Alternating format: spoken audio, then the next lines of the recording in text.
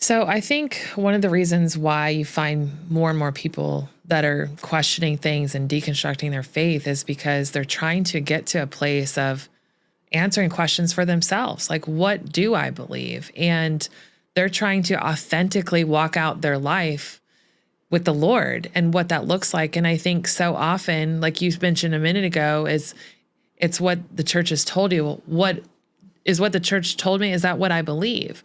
And so there has to be this coming to a place of authenticity in your walk with the Lord where you truly understand his word. And I think it's important to figure out what it is you believe. That's what builds your faith too, right?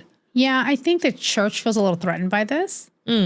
I do think, so I have two parts here because I always have two sides of the story here. Yeah. So two things, like when global events happen and we actually sit and reflect on what is happening and honestly, what would Jesus do in this situation? How should we respond? Sure. Those type of things. I think that's a healthy place to be. Yeah, absolutely. For us to really think about like what would the Lord do in this situation? But I also think that doctrine, if our doctrine, our beliefs change with all the global shifts that have happened over the time since the Bible's been written, like it just wouldn't be solid.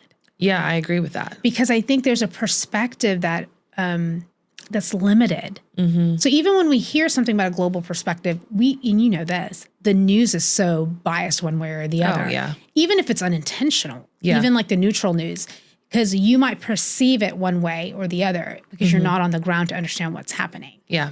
And sometimes when you're on the ground to understand what's happening, you don't understand what's happening from above either. Yeah. So there's a perspective aspect of that too. But I think both are healthy. I think both are healthy. But I don't think your belief swaying because of global events or world events is, I think at that point, you don't know God.